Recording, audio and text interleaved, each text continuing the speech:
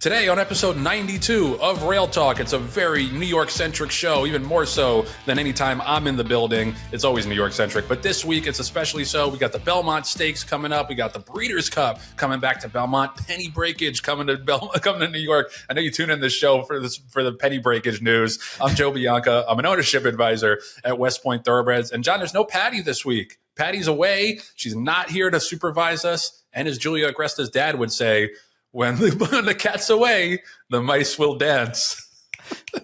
Are we the cat? No, we're the mice. We're the mice in that analogy. Right. Yeah, I like that. Okay, and we do dance, usually to our sponsors' jingles.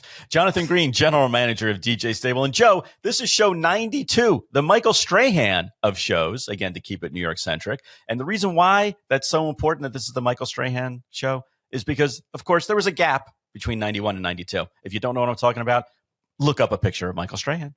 Boom. Zing. Boom. The one-liners, the props. Let's dance. Who does it better than Jon Green? Let's dance. Opa! The opinions expressed on Rail Talk are those of hosts Joe Bianca and Jon Green and do not reflect those of anybody we work with or work for. Rail Talk is sponsored by the Green Group, the #1 accounting firm in the horse business. No other CPA firm knows the horse industry like they do. Len and DJ Stable have over 200 horses. John, I didn't think your house was that big. You're storing that many horses. You got a nice sized yard and house, but that's a lot of horses to home. It really is. And it's a good thing that we're winning these big races because the framing budget alone exceeds almost the veterinary budget. Yeah, don't get in John's way when he's in the frame store. DJ Stable has won over 2,500 races, and the Green Group has almost 1,000 clients in the horse business because they make them money and save them taxes. We know they've picked up a lot of clients from Rail Talk. Don't be left behind. There's a special offer for you in it for listening to Rail Talk. Complimentary, confidential, half-hour consultation, guaranteeing he'll find you value. Call Len and the Green Group at, what's that number, Michael Agresta? 732-634-5100. Green Group. Hell yeah. Or go to greenco.com. Len guarantees he'll find you value and savings. He'll donate to your favorite charity or whatever you want. I got to mention that now that Chris Moore has upped the ante in terms of the guarantee. But Len's not worried. He's always found value before. He knows he can do it with you. But you don't have to take it from me or Len. Listen to another satisfied customer, Oklahoma City Thunder fan. Good luck this week, Samantha Perry. Len Green of the Green Group is one of the greatest guys that I know in this industry. He's so kind, he's funny, but don't tell him I said that because it'll get his ego too big. But I trust him so much with anything horse related and especially tax related.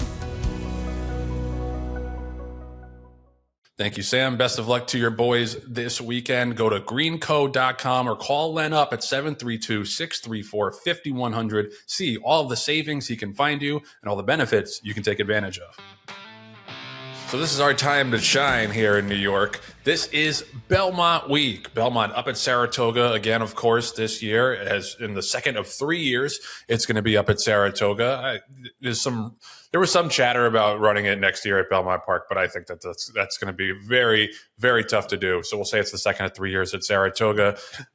It's an exciting week of racing regardless, but something about it being at Saratoga adds like this novelty and this particular brand of enthusiasm and intrigue. And it's a nice field for the Belmont. I mean, we only got 8 horses, but we got the 1, 2, 3 from the Derby coming back. And you can't ask for much more than that. Sovereignty, obviously, coming off of the Derby win. It's had the 5 weeks rest, skipped the Preakness, as everyone knows. And, shout out to the connections of journalism for going after the Belmont, running in all 3 legs. Like he ran great in the first 2. He bounced out of the race. He worked actually the other day at Saratoga, 47 and 2 for a half mile. So why not? Like I love if you got a good horse, you run him. And to me, he's the horse to beat. Like I get that Sovereignty won the Derby, but to me, that was the only race that he has that really, makes him a standout in here from a figure standpoint. So I think journalism is the horse to beat. I think he drew better. He was in his 7-hole and Sovereignty's closer inside. I mean, it's interesting. I don't know what we're going to get from Baeza. Maybe he ends up being the best of this crop. Like it's, John Sheriff's is the kind of guy whose horses get better and better. And he's already really, really good through 5 starts. He got some new shooters in Crudo for Bobby Flay and Todd Pletcher. Rodriguez is back after getting scratched from the Derby. John, not a huge field, but this is an interesting race. Well, and you've mentioned 4 or 5 horses. You haven't even mentioned Hill Road yet, who won the Peter Pan impressively. And again, a quality road out of a Lemon Drop Kid mare should really relish the additional distance that the Belmont offers, to the horse. So I think top to bottom, maybe not to bottom. I think the first 5 horses in there, Joe, are legitimate, and I wouldn't be surprised if any of them hit the board first. I'm excited to see the ones you mentioned. Baeza, I think, again, he's not sneaking up on anybody anymore. And he overcame a lot in the Kentucky Derby, coming in, drawing in, not really knowing if they were running or not, coming in from the 19 hole and making a huge run down the stretch. Again, has a long list of siblings that he's constantly being compared to. But that being said, he's danced every dance and he's improved every single race. You got to wonder a little bit about Sovereignty as to whether or not, Joe, he improved in the slop. If it was a race where he just got better on that surface, and again, it was the first time that he had run on the slop, and he handled it extraordinarily well. There's a big question mark in my mind and in a lot of breeders' minds as far as, Into Mischief, as prolific of a sire as he's been, and he has been one of the best in our generation. No question about that. But can they handle a 1.25 miles? That's usually the Quality Roads and the Tappets of the world, the Justifies, the Curlins that can beget, sons and daughters that can go 1.25 miles. But there aren't too many Into Mischiefs that I can think of, and I was trying to do some research this morning on it, that can convincingly do 1.25 miles at this Grade 1 distance. So Sovereignty is going to be breaking some new ground, some glass ceilings, as it were. If he already wins did it in the Derby. If he wins the Belmont, yeah, I know. But again, I'm saying, Like, I'm saying that if the slop helped him, if the slop moved him up, then can he do it on a dry? I'm sorry, I'll qualify it on a dry track. Okay. I was going to say, did your research include the Derby the Derby distance? Yeah, exactly. Ago. And are you thinking that the Belmont's really 1.5 miles like it usually is, and usually and should be? Yeah, yes to both. Okay, but I, again, you can make the case that maybe the slop improved him. I don't know. The bottom line for me is that you have 4 really solid horses in this race that'll be battling it out, and that's exciting for the Belmont. It's exciting for the people who are going to be there, and it's exciting for the industry to have this kind of a field together. And if it was a 4-horse field, I think we'd be talking just as excitedly about it. But there are a couple of latecomers in here, including Uncaged, that we didn't mention that is kind of getting thrown in, to the deep end of the pool very, very quickly. And then you have the Euro that I, dismissed for the Preakness. I thought it was too big of an ask, but now the horse has been here for a month and maybe is acclimated a little bit better. I'm still not sure about, I know it's the daughter of the trainer, and that's why they have Safi Osborne on the horse. I'm not sure that that's necessarily what's best for the horse, but I don't own the horse, so so who am I to say as to whether or not it's the right thing to do? She's never won on the horse before. Ironically enough, she's finished second 3 times and 5th in the Preakness, and I'm sure there were a gaggle of. I was going to say stallions, a gaggle of jockeys and agents that were all lobbying to have, the mount in this race. I think that would maybe give the horse a little bit better chance, but it to me, it's nitpicking on something that shouldn't be picked on nits. Yeah. I mean, it is interesting that they didn't, quote unquote, upgrade the jockey for this race. I thought he ran okay in the Preakness. Like, he ran 5th. It wasn't like he didn't lift up his feet at all. I think what's interesting about this race is the pace. Like Rodriguez, you would think is going to go out to the front under Mike Smith. Crudo's got speed, but I don't know. I think Johnny's smart enough that he doesn't want to go head to head with Rodriguez. He's going to sit off and sit second a little bit. Right. Maybe Baeza gets the Garden Trip third off of those 2. And if they don't want to go the 1.25 miles, he gets the jump on Journalism and Sovereignty. So I think it's an interesting race from a pace perspective. I don't want a deep closer in here. I think Hill Road and Sovereignty are going to be up against it. I don't think they're going to go that fast early on, but it's a really fascinating race, and there's a bunch of ways to go. If I had to pick right now, I might go with Rodriguez. I think he is a chance he gets loose on the lead and keeps going like he did in the Wood Memorial, and that was a fast race. That was a 101 buyer. That wasn't like a usual bullshit Wood Memorial that doesn't produce anything. I think that's actually going to end up being a pretty key race. But I'm really looking forward to getting up there. Mm-hmm. And I had so much fun last year, Wednesday, Thursday, Friday. You've heard me say this before. I hope Saturday isn't that crowded. I got a couple of homies coming up too. I'm excited to see all the West Point people and the West Point partners. So it's going to be a super exciting week regardless. I just hope they don't oversell it on Saturday. But yeah, I mean, this is one of my favorite cards of the entire year. And we're going to get into all the undercard races, but this is as good as it gets outside of the Breeders' Cup and maybe the Derby. It's a real showcase for New York racing, and we're going to talk a little bit more about some of the exciting stuff coming up for New York racing. But yeah, this is John. This is our week to shine here in New York, and now at Saratoga especially. It's our crown jewel for the New York racing schedule, and it's just even though we did it last year, it feels so cool to be able to go up there for Belmont Week. Well, this is a signature weekend, and when you look at the calendar, it's almost like in the baseball season when you look for certain matchups and you say, okay, I'm going to circle this one on the calendar, and this is one of 4 weekends that I have circled on the calendar because it is a phenomenal card, and it starts on Thursday. I mean, it's a phenomenal card all the way through, and you try to look forward 4 months from now as to what these races are going to whether or not they're going to be important or not. And historically they are. Historically they're important stepping stones for a lot of horses that go on to the Breeders' Cup races. So this is definitely an exciting one. I'm really looking forward to the fact that you have so many great cards, so many great horses on so many different surfaces and distances also. And we'll go into that in a little bit, Joe. But now what about as far as the rain that could potentially be coming in on Saturday? How do you think that's going to affect the crowds more so than the racing? Yeah, I mean it's interesting. I don't know that we're going to get a ton of rain, but yeah, maybe it'll keep some folks away. I think what's interesting is from a handicapping perspective, because this is its own meet. I think you gotta kind of tread lightly tomorrow. Tomorrow being Wednesday, we're recording this on Tuesday. I think you got to kind of see how the track is playing because it's not. Obviously the tracks can change even at meets where they've been racing for weeks and months, but this is its own unique thing where nobody has any idea. The Saratoga main track hasn't been used in 9 months, so it's a total mystery as to how it's going to play. And I think that's something that if you are handicapping this weekend, you are playing, I would say tread lightly on Wednesday. I'm telling myself this at the same time.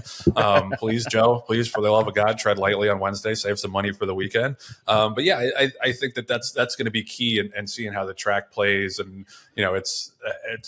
I think a lot of times Saratoga, especially early in the meet, can play kindly to speed. Yeah. So that's something to keep an eye on for sure. Right. Rail Talk is sponsored by Epic Insurance Brokers, one of the nation's top retail insurance brokers, providing expertise across key lines of insurance, including property and casualty, employee benefits, and unique specialty insurance. Our buddy, Chris Moore, leads Epic Equine Specialty Practice. You see him at the sales, races, etc. He's got horses himself. This is his passion, and shocking no one, Chris will be in Saratoga this week. So catch him at the races or on the backstretch in the mornings. Can't wait to see him and maybe have a little frosty beer at the post bar. So looking forward to that. Yearling season is right around the corner. Yearling season is equine insurance renewal season. If you buy yearlings and your insurance policy does not renew between July 1st and October 31st, you're leaving money on the table. Like the Green Group, Chris guarantees that he'll bring you value by reviewing your equine mortality policy between now and July 1st. And that's not long. Call Chris to review your insurance. And if he doesn't bring you value, he'll donate $100 to an aftercare organization of your choosing in your honor. Wow. Shout out to Chris, putting his money where his mouth is. Give him a call or shoot him a text to begin the conversation. His cell is 317-650-4519. And that brings us to this week's Epic Performance of the Week. Yes, sir. And so this week's Epic Performance of the Week goes to Mystic Dan. Yep. Mystic Dan, who we thought had fallen off the face of the earth after the Derby and the Preakness, came back and won the Belmont Stakes over the weekend at Churchill Downs. That's the local prep for the Stephen Foster in a little less than 4 weeks. And it was a similar trip to what he got in the Derby, rail skimming ride. And it was just great to see him bounce back, and good for Kenny McPeak for getting him back to his top race. And, John, you had an interesting stat about the Derby winners not really producing beyond the Derby. And I don't remember where I read it, so I apologize to whoever posted it on Twitter. That's that research department in action right there. Again. Yeah, exactly. I saw it on Twitter for a brief moment and went, oh, this must be true. Okay. Yeah, but he was the first Derby winner since 2021 to win a race after the Derby. That blew my mind. It's incredible. And yeah, I don't know what that means, John. We think that means anything? So many questions. I mean, number one, it shows you just how much it takes to get a horse ready for the Derby and to have that epic performance that day. Number two, I think that it also plays into we're retiring our horses very quickly, or we're not giving them a chance to run as 4-year-olds or 5-year-olds. And it's the more modestly bred horses that continue on to race. But also it is a feather in McPeak's cap to get the horse back up and running and back to a higher standard and higher quality race again, as opposed to just let them kind of kick around in various races. So I think it was a lot of those things. There's a lot more variables, I'm sure, that we're not even thinking of off the top of our heads that play into it. But kudos to that team and to Mystic Dan for being the epic performance. And Joe, there was you and I had a lot of heated discussions about the horse that didn't win the epic performance of the week, but was an epic performance nonetheless. Yeah, so we're going to do an honorable mention in the epic performance of the week to Nisos, who won in the Triple Bend on Saturday at Santa Anita. It was a short field, but he had a legitimate contender in there in Dr. Venkman, and he just completely stiff-armed him and cruised away on the stretch, easy as could be. They instead of shipping across country and running the Met Mile against Fierceness and against White Abari, they stayed home. Mm-hmm. Good decision. And yeah, he, to me, looks like I don't know how far he wants to go. It seems like they're determined to keep him like at 7 furlongs to a mile, but man, he looks like the best older horse in the country right now to me. Yeah. I mean, and the figures, play that out. I mean, whether you look at the sheet numbers, the Equibase numbers, the equine line, or the buyers, he is just standing out again. Another son of Nyquist out there that is just kicking ass and taking names. Yeah, no, that was crazy impressive, and yeah, I'd be interested to see where he goes next. I'm guessing he'll stay home for the Bing Crosby, especially now that the Alfred G. Vanderbilt is no longer a Grade 1. But yeah, that was super impressive. So co-tip of the cap to Nisos and Mystic Dan on a very, very epic weekend. So we're going to get into the undercard because it's a phenomenal undercard on Saturday. We've got 5 Grade 1 races. We've got 8 graded stakes in total. And just even looking at Friday as well, we've got the Acorn on Friday. Obviously a tremendous Grade 1 race for the fillies, for the 3-year-old fillies. We've got the New York. We've got the Just a Game. Yeah. We've got the Ogden Phipps. We've got 9 Grade 1 races between Friday and Saturday. One thing I wanted to mention that I didn't touch on in the opening segment was I think this will be a good test case for the Sandman effect because he's not running in the Belmont, and we talked about how a lot of people said he was an underlay in the Derby and the Preakness, and how the Preakness, despite not having the Derby winner in it, still had great handle numbers. Handle was up. And I think there's been a lot of chatter about whether or not that's the Sandman effect and how popular he's been, whether or not he's bringing a lot of casual eyes and a lot of casual money into the pools. So this will be a good test case because this for racing diehards, this is a great Belmont. Like this is 1, 2, 3 in the Derby, like as good as you could ask for pretty much. But for casual fans, I don't know if they care as much about journalism and sovereignty as they did about Sandman. So that's what's going to be really interesting to see what the handle numbers are. But I expect them to be big. And I think, because one of the things is Naira does a great job promoting this card and building up to it. And especially with it being at Saratoga, like I said, it's such a novelty. So that's going to be interesting to me, John, to see if there was, in fact, a Sandman effect when it came to the betting on the first 2 legs. Well, it's interesting you use that term because I've noticed it more and more just casually, like around town and talking to people where, all of a sudden it used to be, oh yeah, you're in racing. Oh, okay. Yeah, that's cool. Like at Monmouth. Yeah. Oh, that's cool. And where are your horses? Are they in your backyard? No. Oh, okay. To now it's like, wait, you have Sandman? Oh, wasn't that like America's horse? Like people recognize that there was this kind of euphoria and interest in the horse. I brought the saddle towel from the Preakness to a framing guy yesterday amongst other, saddle towels and things like that, memorabilia that we wanted to have framed. And he was going through it, and he holds up the Preakness, and it says Sandman on the bottom, and he goes, "How'd you get this? Are you a collector?" And I was like, "Well, no, I own I own a piece of the horse." And he goes, "You own a piece of Sandman? Like the gray horse that was on the Derby?" I was like, "Yeah." He's like, "Oh, can I take a picture of it?" Like, he was like so excited. And this is like a guy who's like got a small business in a podunk town that I live in, in New Jersey, and doesn't know, a horse from a mule from a donkey. I mean, just couldn't care, but he remembered Sandman. He knew the horse. And look, at the end of the day, all we're trying to do is promote the industry, which is why we have this show and why we do the things that we do and get involved. But it's nice to see that at least there was this kind of draw over effect where people recognize what's going on in horse racing. And Joe, it's not, and you're butchering horses, and horses are dying on the track. And, so it's like, we've gotten over that hump, hopefully, knock wood, we've gotten over that hump of people saying, "Oh my God, that's such a cruel sport," to, "Oh my God, yeah, that was really fun to watch all the hoopla and the excitement and talking about the horses and the races for once." Yeah, well, and I've heard from multiple people who are not into racing who have heard of Sandman, and like talking about like the social media influence and like how many more like likes and reposts and all the Sandman stuff gets, which I experienced during Derby week.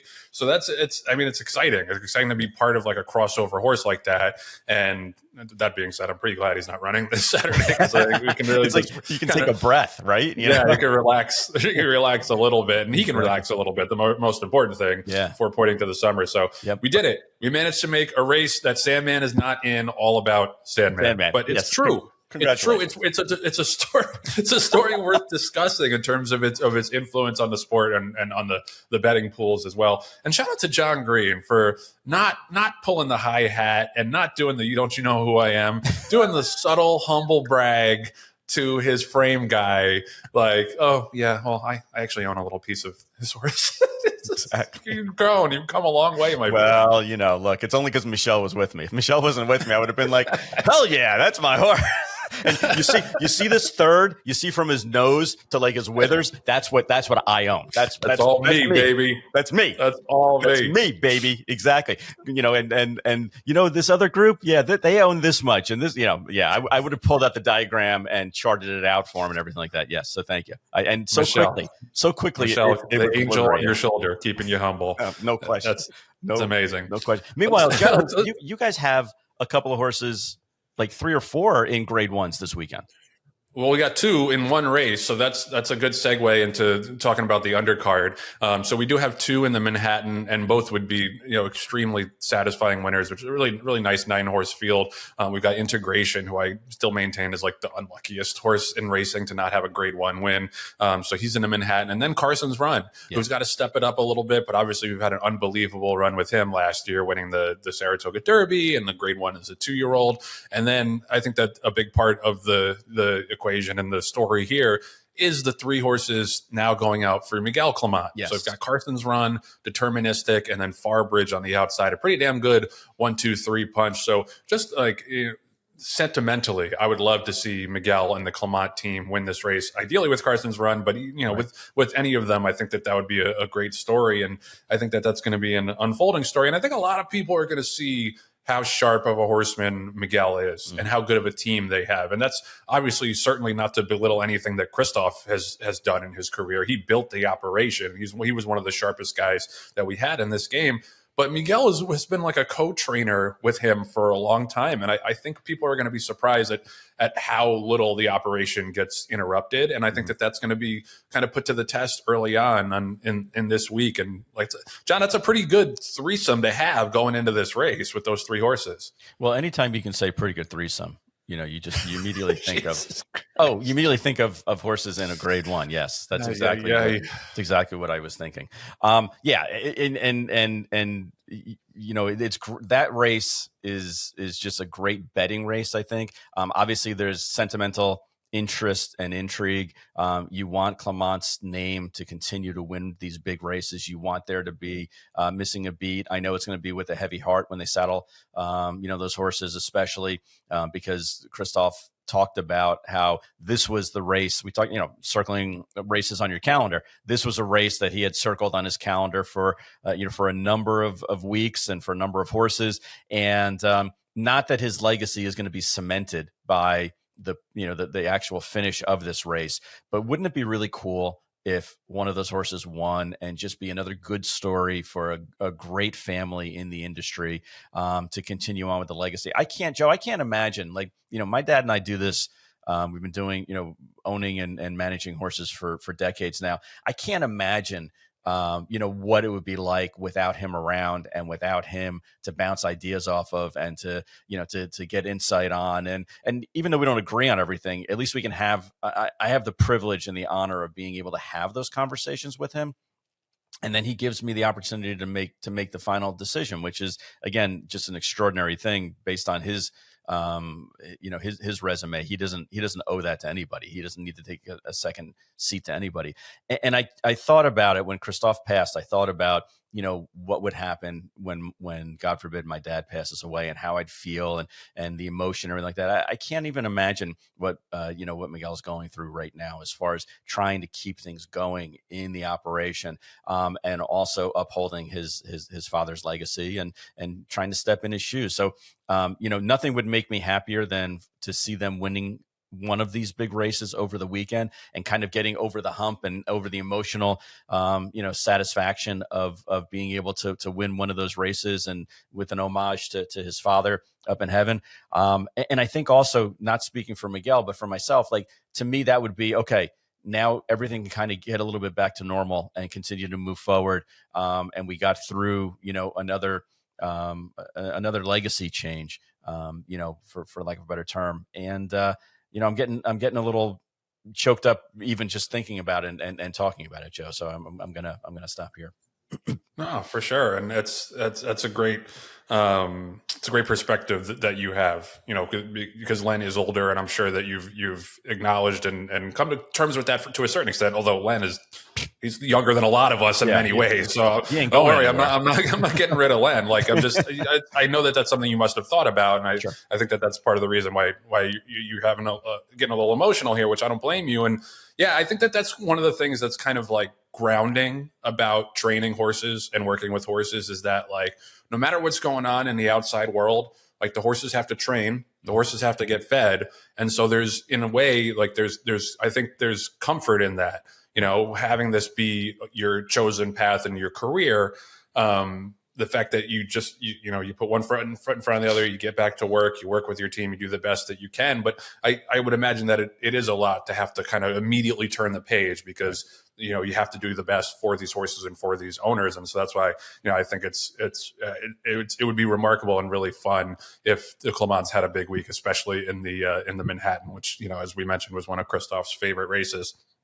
Couple other great ones worth mentioning. I mean, the Woody Stevens is always one of my favorite races, because you start to get these horses that ran the Triple Crown that probably didn't want to go that far, turning back and probably doing what they're meant to do and what they're going to be best at. You look at Matticat Road in this race, Citizen Bull just for Bob Baffert, those two turning back. It's crazy. Citizen Bull is a 2-year-old champion. He's probably going to be 6 or 7 to 1 in the Woody Stevens. But there's some other interesting horses in here. Colloquial, he had that big figure debut win, came back, won the Lafayette, but only got an 88 buyer, so we just kind of wait and see whether or not that big figure was legit. Gunmetal in here for Brad Cox, Chancellor McPatrick, another one turning back. Deep closer this time.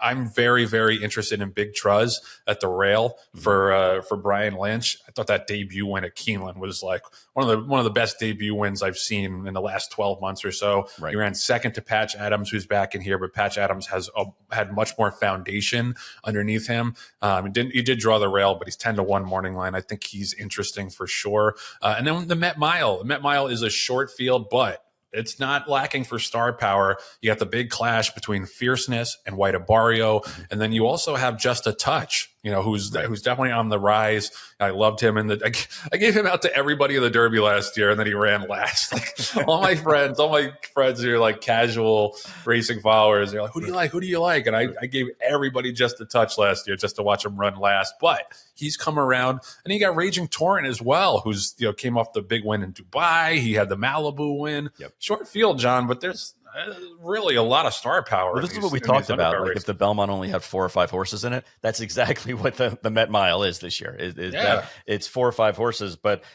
really you can make a case for at least 4 of them for sure. And for all the reasons that you mentioned. And then Joe, just to spin back to the Woody Stevens.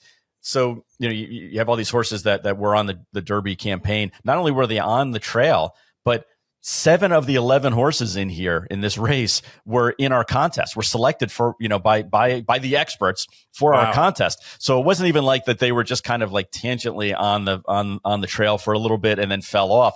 Between January and April, they were significantly a part of the Derby conversation, and now they're all all 7 of those are turning back in essence to a 7 furlong race. Did you mention Colloquial? Because I was looking at pages when you were talking about a couple of them. I was saying how he had the 106 buyer and then he won Lafayette, but it was only an 88. So who knows? Yeah, and again, Vacoma. Not that we're breaking any news here, but what a freaking stallion he's turned out to be, and in his young career, and out of a Bernardini mare. Colloquial is, so again, just another example. We didn't mention Gunmetal, who finished 3rd in the Swale. Sorry, you can see I was doing research. Chancer McPatrick, did you mention? Yes, Chancer, yes. Okay, good. Mucho Music. No, he's all yours. Okay. All right. Thank God. All right. No, I have nothing else to say. I was just going down through the other horses that were in there that were longer shots that you didn't mention. So no, but it's going to be a really fun race. And I think, when you look back at some of the races throughout the course of the year, it's these 7/8 races, the mile, 1-turn mile races that excite me, because you get this mix of horses from the sprinters that are trying to elongate how far they can go to the distance horses that maybe, like you said, can't go 8.5, 9 furlongs. And this is really their sweet spot. And it comes to like this critical mass of horses where you have front running horses that could go on and stretch. You have horses that maybe are hoping it sets up for them to be able to come from off it a little bit. To me, those are the most exciting races in the book, or the 7/8, 8 furlong races. You mentioned other races that are going on that weekend. The Just a Game, I thought, fascinating. It's just a really, really cool betting race. With almost a full field. Lots of Euro flavor. It's a mile. It's on the inner turf, and it's a lot of fillies that deservedly deserve to be in a grade 1, all coming together and clashing, local, worldwide, horses that have won here, horses that have won in prestigious races overseas, 4-year-olds, 5-year-olds. And again, fillies that realistically, if their owners wanted to, could have retired them and been very high-priced horses or very high-class broodmares, but opted to run for another year. And that is just a classic on the Friday before the Belmont. Yep. And then other fillies that are running on the turf, just so I can brag a little bit about our horse. We have Nitrogen running in the Wonder again on Belmont Day, and she's the even money favorite with Jose Ortiz. And Joe, that, just to clarify, that is Sovereign Award winning and undefeated 3-year-old Nitrogen. This is what I mean. Because I couldn't believe that he didn't do the big dog Sandman thing at the frame store. But no, like if there's a horse worth bragging on, it's definitely her. He's like very, very clearly the leader in the division, and I thought the Edgewood was clearly her most impressive race yet, even if it didn't stand up from a figure standpoint like that. Like the way she came home from 113-1 to go 141-2, like that's really motoring home. And she's a superstar. But there's some nice horses in here. Like you got the other Cassie horse, who I think is a little interesting, Mayday Ready, who was second in the juvenile fillies turf, who's coming back off the layoff after going to Japan, of all places, in December. But there's some nice horses in here. So I think she's clearly the horse to beat. But I think this will be an interesting race from a tactic standpoint as well, because I don't see there's not a ton of like obvious speed here. Mm-hmm. So just curious from a general standpoint, how do you approach a race like that with a filly who does have tactical speed, but you don't necessarily want her on the lead? No, you don't necessarily want her on the lead. But the nice thing about it is that she can sit right off it, and she can sit right off it going 23, or she can sit, right off it going 48. I'm not as concerned about that with a filly like this. She's versatile. And to me, versatility is one of the underutilized, characteristics that a horse needs to have, a good horse needs to have. It's great when you have a dead closer and things set up that way. It's great when you have a front runner and nobody else goes with you. But to have the ability to do either or, to be able to sit off at a length and a half or 2 lengths off it and stalk, or to let the speed go and sit 4 or 5 off it and not be worried about that. I think gives her a lot of options. I think that somebody's going to send just for the simple reason that nobody's there. Nobody's sending. I think Opulent Restraint probably is going to be the horse with IRAD right on the inside of us that's going to go.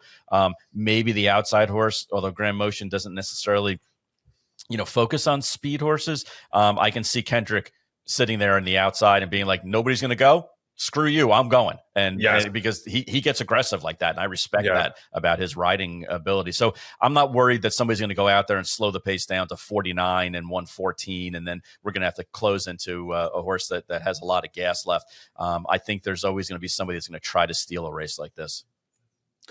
I'm looking for it. I think Opulent Restraint probably is the one. But yeah, other than that, there really isn't much. So yeah, if you could be sitting right off the 5, I think that would be a good spot for you guys. And just to want to wrap up here, just talk about a couple other horses, not super interesting betting races because there's going to be big favorites, but it will be interesting to see Good Cheer in the Acorn.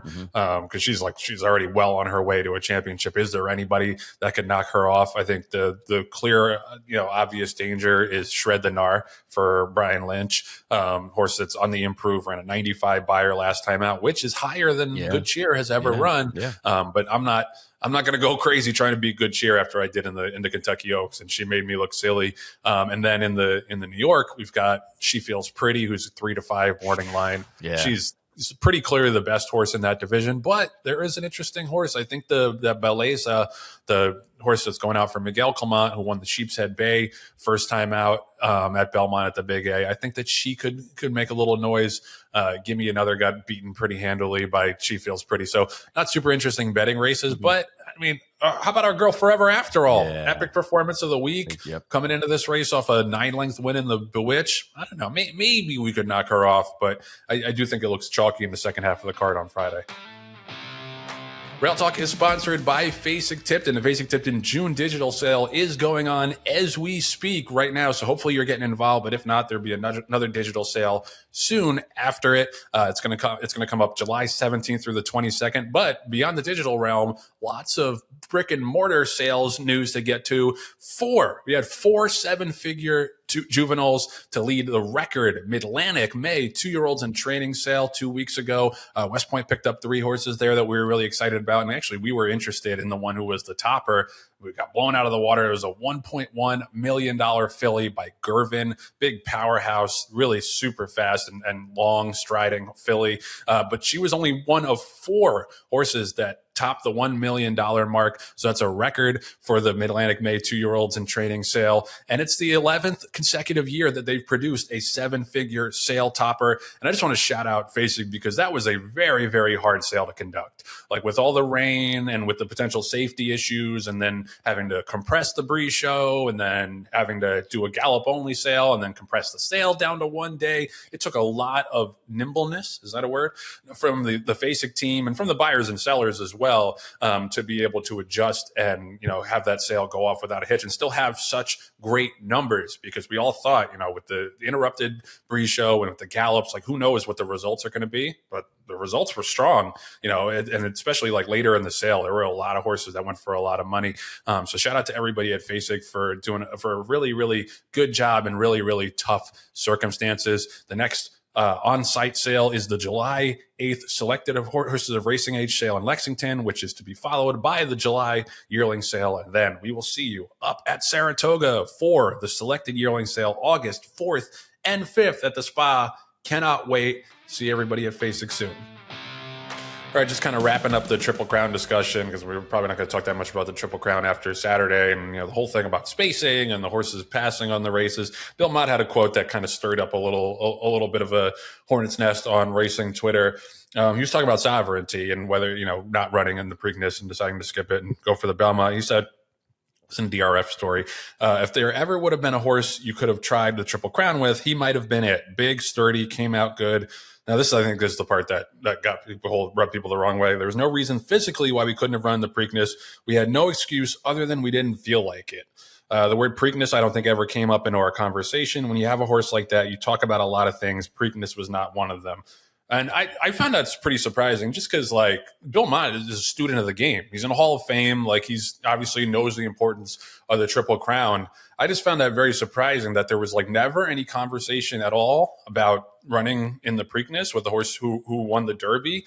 And I think that's I think people are understanding if it's like a physical reason. If you're like, well, the horse kind of came out a little bit tired, we don't want to press it, like, we'd rather wait the 5 weeks. I think people understand that, and like they're still not happy about not running in the Preakness, but that's something that I think people can come to grips with, and I think that's part of the reason we're talking about elongating the Triple Crown. But just to say you didn't feel like it, I don't know. That I think that it's a little flippant, like of dismissing history. So I mean, I'd love to ask Bill about that, and maybe up at Saratoga I'll get the chance to. But I just thought that was a little surprising, because who else other than a guy who's been doing this at the highest level for so long, you would think he would have like the most reverence for the Triple Crown, don't you think, John? Yeah, I mean, the way I look at it, again, it's hard to get into people's heads, and it's hard to understand, what the genesis of that comment is, is percolating from. Is it that his owners didn't want to go into the Preakness, and therefore, he's kind of sheltering them a little bit. He's kind of shielding them a little bit from negativity. Is it that maybe there's some, I'm guessing here, hypothesizing. Is it something from all the politics that's going on with the Stronach group? And he was like, you know what? I don't want to get involved in anything that goes on with First. Again, I'm guessing. I have no idea, because I think you're right. I think that from a historical standpoint, the Preakness has always been an important race. Obviously, it's one of the three Triple Crown races, and it's also one of the races that is missing from his very illustrious Hall of Fame career resume. He's won the Derby now technically twice. He's won the Belmont. He's won 7 different categories of Breeders' Cup races, ranging from sprints to juveniles to the classic distances to turf and everything in between. He's had horses like Cigar. He's had horses, Drosselmeyer, Elite Power. I mean, you look on his who's who in racing, horses that he's trained, and the top 25 horses are all Grade 1 winners. I mean, it's unbelievable. So you would think, okay, well, this is missing from my resume. This is something that I want to have on there. So why am I passing on it?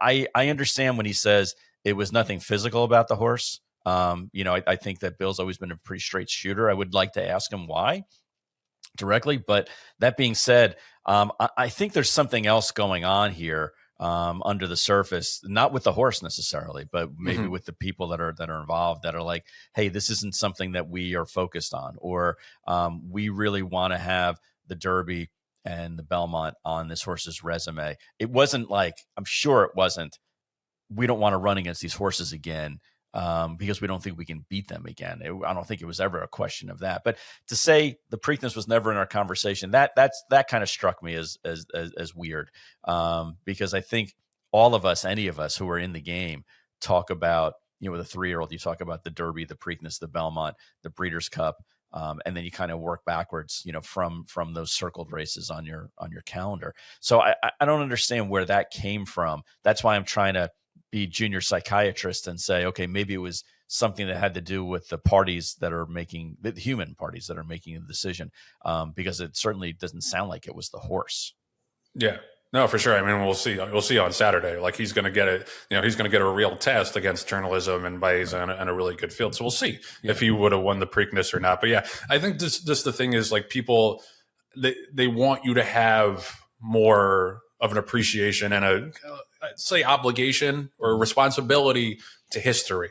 And like there's nothing more historic than the Triple Crown in our game. So I think that like when you say anything other Preakness because I didn't feel like it, then people are like, well, what? Like this is our main event. This is our showcase for the world. And people usually kind of tune out if there's not a Triple Crown on the line of the Sandman factor. Maybe they didn't. Anyway, I just wanted to bring that up. Everything that I've heard about Bill and everything that my interactions, brief as they were, have always been very positive. And I think that he's a pretty straight shooter. I don't think that there was like any preconditioning as far as, hey, this is what I'm going to say and this is why, because I want to be cryptic. I think it was probably something like, yeah, maybe it wasn't what was best for everyone involved, and I don't. Yeah, but I don't think it was anything malicious. I don't think it was anything like no, I don't think so either. And it could have been the kind of thing where it's like, this is like the 30th person to ask me this question. Yeah. Like I just didn't feel like it. Right. So I think that's probably more the explanation than anything. Yeah. But yeah, like people went nuts about it. So I just wanted to bring it up. Right.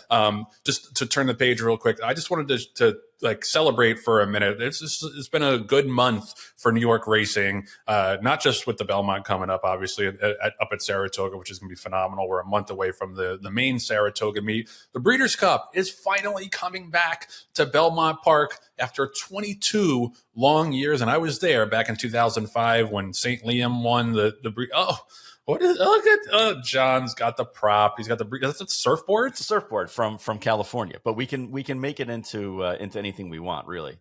What would it be for New York? Like a pigeon or something? The Empire State Building? Can we make it? No, how about like a pigeon or a rat? How about a big middle finger to the rest of the world? That's pretty much what New Yorkers do all the time. That's why I remember when they were talking about how to rebuild the World Trade Center. There was like, a perfect New York response would be 5 towers and then one in the middle. Right.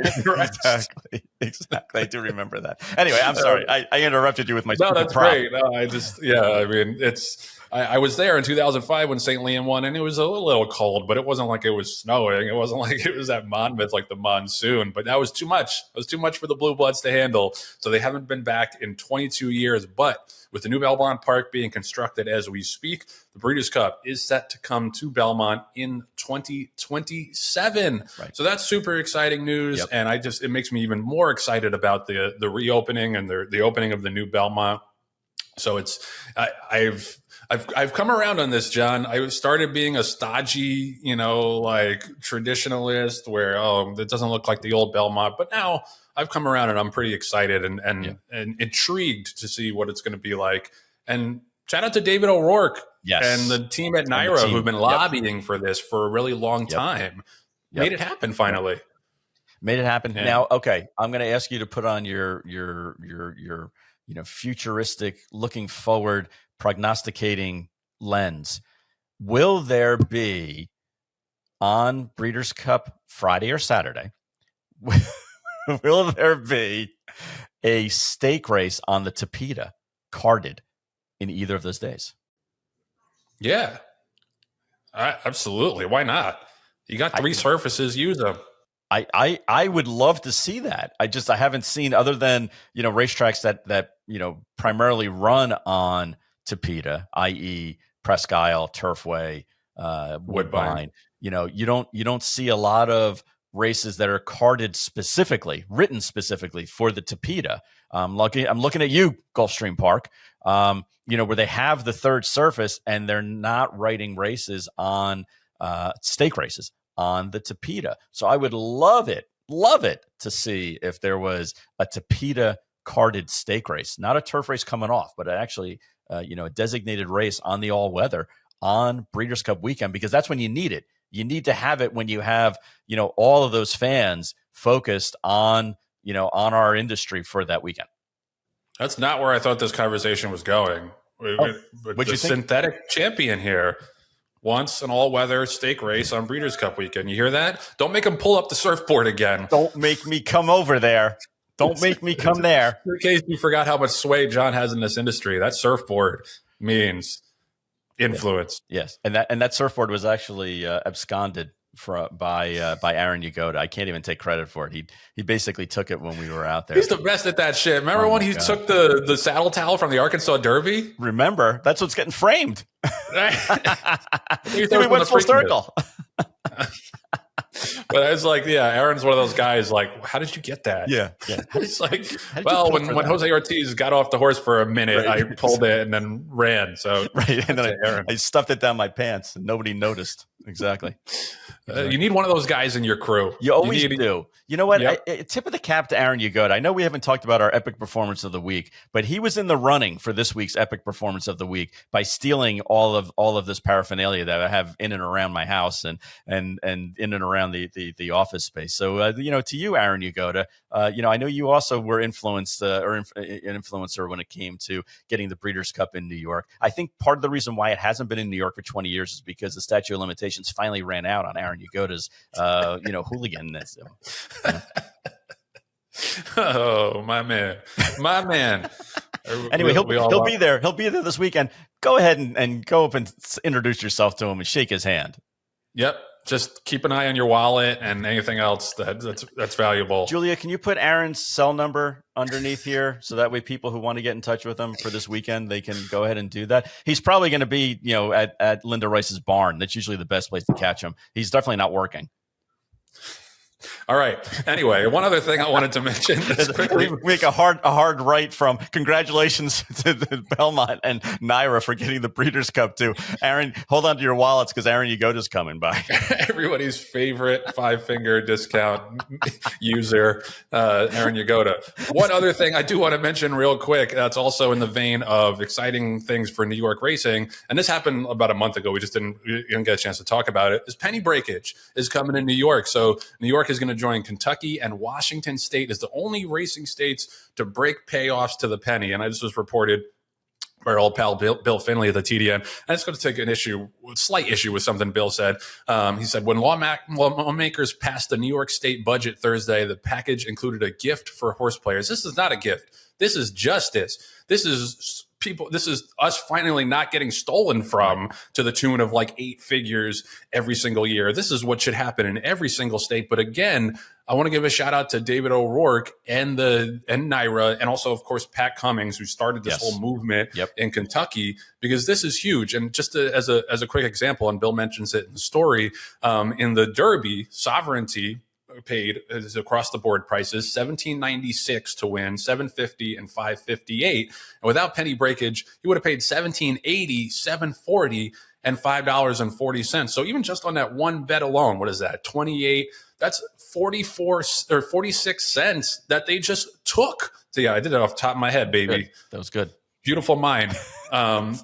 That's 46 cents on one $2 wager that they took out of the pockets of the bettors and potentially kept it from being bet back. Yep. That's just one wager. Think about all the wagers across the country where they're stealing basically 15, 16, 17, 18 cents off of your bet. And that's just on a $2 bet. And when you bet $100, it could add up to $18, $15. It's real money. Yeah. So that's coming to New York starting on September 1st. And there's a slight carve out that allows for nickel breakage on track wagers. But even that is the prerequisite for that is that all breakage proceeds for the nickel breakage have to be dedicated to aftercare funding. So all good with that.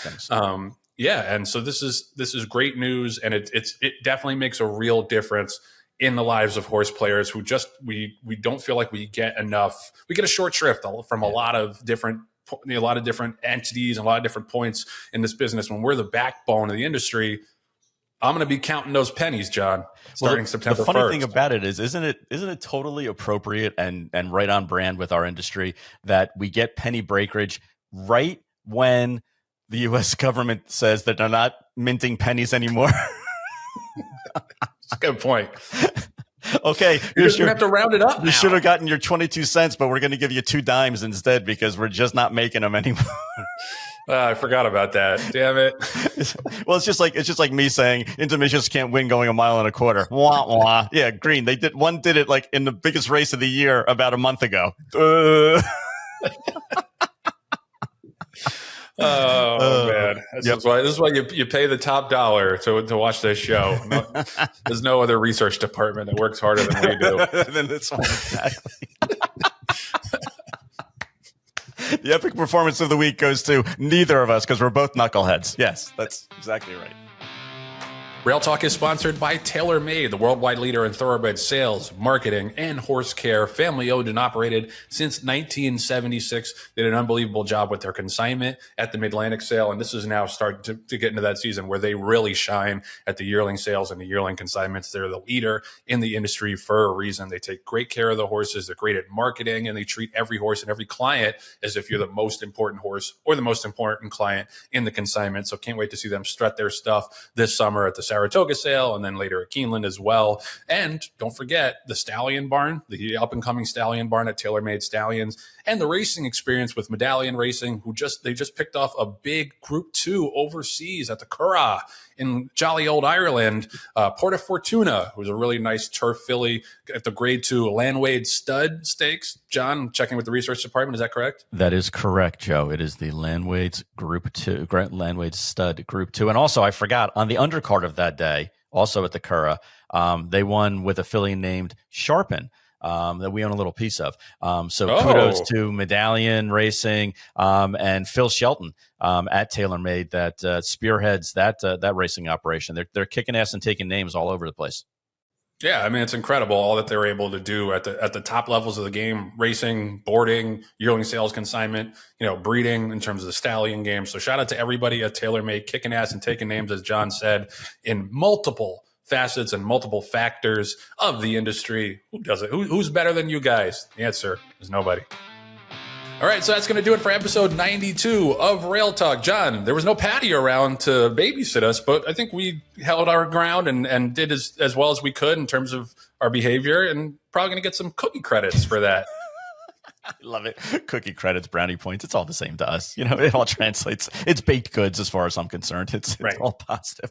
But Joe, don't forget to tell our audience, as I'm doing right now, to subscribe. Smash that subscription button, as you like to say. Be one of the 20-something thousand people who have already gone before you. So that way you can get really cool insight, like when the show is going to be dropped and where we're going to be for our 100th show. That's the tease right there. That's a professional tease from Jon Green. So yeah, we're creeping up on episode 100, and we're going to do a show on site.